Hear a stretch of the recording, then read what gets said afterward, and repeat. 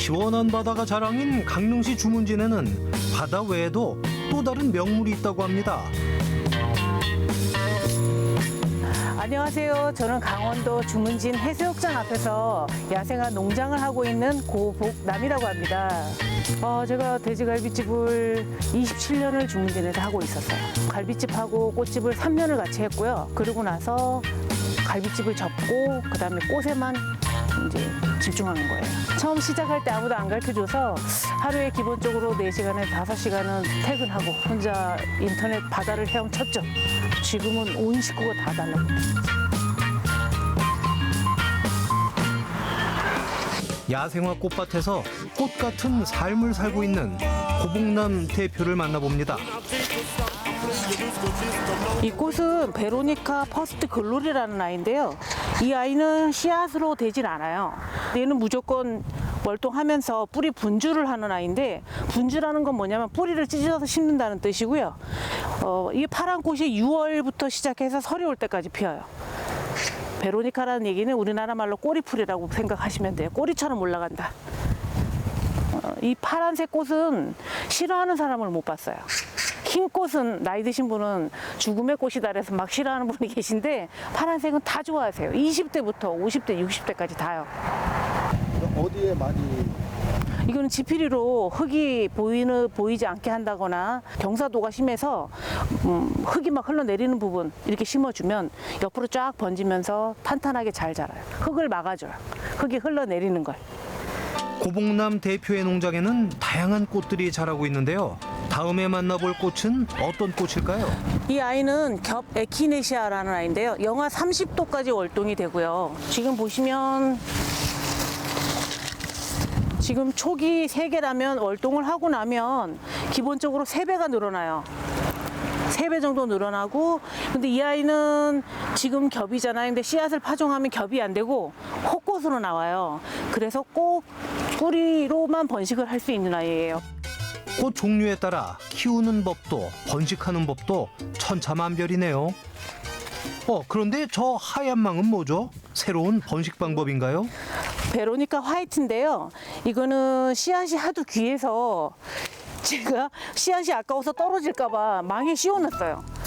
까치가 자꾸 까먹어요. 그래서 저 혼자 다 독식하려고. 모든 꽃의 중심은 흰 꽃부터거든요. 네, 흰 꽃이라서 저희가 아주 소중하게 다루고 있습니다.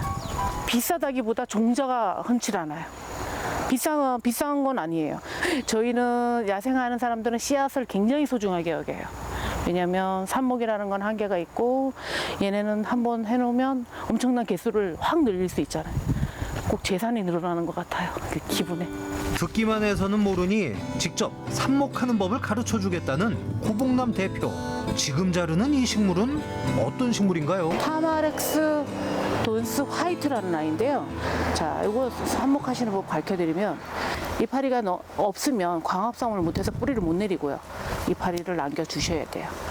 보통 식물들은 보면 요 마디가 여기 있는데, 보통 사람들은 여기를 이렇게 잘라버리잖아요. 근데 여기 이 부분이, 가지가 나 있던 이 부분이 뿌리가 잘나요. 삽목에는 어떤 흙을 사용하는 게 좋을까요? 상토라고 해서요. 보통 씨앗을 파종하거나 삽목을 할 때 쓰는데 영양가가 있는 흙이 아니에요. 영양분이 많으면, 예를 들어서 이렇게 상처가 났잖아요. 여기에 영양가라는 건 소금을 붓는 거하고 사람 상처 났을 때 소금을 붓는 거하고 똑같아요. 뿌리 내리기 용이하도록 만든 흙이라고 보시면 돼요. 고복남 대표를 따라가니 수풀처럼 무성하게 자란 식물이 한가득. 언뜻 보면 강아지 풀을 닮은 듯 싶은데요. 모드리 스쿠렁이라는 아이인데요. 이렇게 강아지 풀처럼 생긴 아이가 좀 길게 되면서 자줏빛으로 가을을 대표하는 스쿠렁 종류예요. 이거는 이렇게 만져보시면, 어렸을 때 이런 거 갖고 놀아보신 적 없나요? 저는 고양이 영월이다 보니까 이거 많이 갖고 놀았거든요. 강아지, 우리나라에 비슷한 식물이 있죠. 강아지 풀이 있는데 걔는 이 꽃대가 얘보다는 더 짧아요.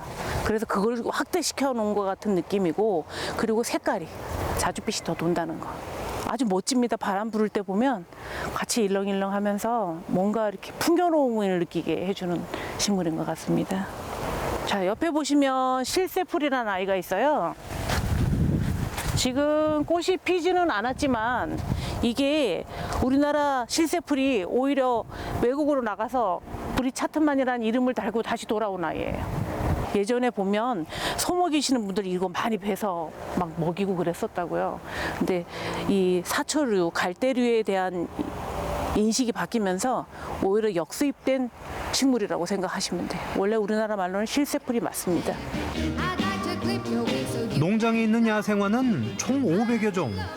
그중에서 생김새가 특이하다는 식물이 있다고 하는데요. 생긴 게 꼭 큐피드 화살을 닮았죠. 사랑에 빠질 것 같은 기분이 드네요.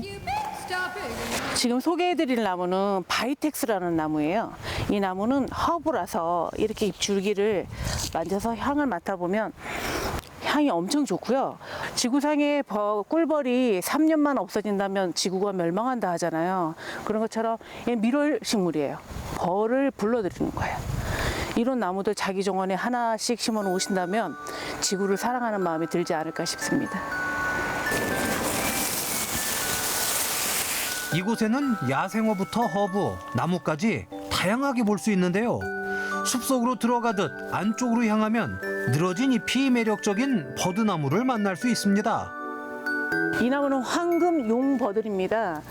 보통 수양버들을 집안에 잘 심지를 않아서 얘는 수양은 아니고요. 반수양이라 보시면 되고 마지막에 한 번씩 이렇게 뒤틀려요. 줄기가.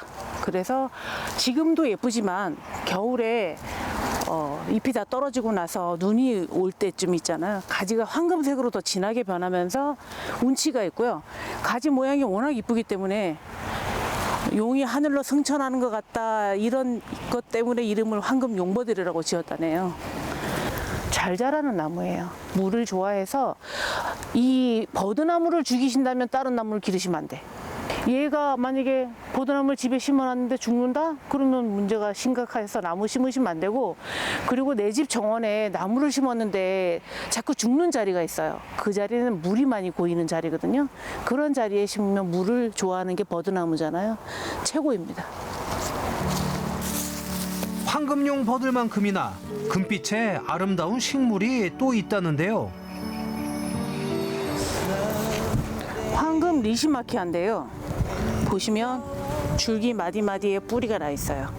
그래서 흙이 쏟아진다거나 경사도가 심한 자리에 심어놔도 좋고요. 석죽을 쌓아놨는데 그 위를 깨끗하게 덮고 싶고, 그럼 이렇게 흘러내리면 다 덮어버려요. 깨끗해져요, 정원이. 그러니까 멀리서 봐도 환해지는 정원을 만들고 싶으신 분은 괜찮습니다. 5월 말에서 6월 초에 노란 꽃도 볼 수 있는, 정말로 풀을 이겨먹을 수 있는 그런 친구예요. 보통은 내한성, 내서성이라 해서 겨울에 월동력이 좋으면 여름에 너무 더우면 녹는다거나 이런 문제점이 있는데, 얘는 월동성, 여름에 진무름 이런 거 없어요. 그래서 제가 추천하는 식물 중에 하나예요. 꽃은 언제 봐도 예쁘죠. 고봉남 대표의 앞으로의 모든 날들도 활짝 피어난 야생화처럼 아름답길 응원합니다.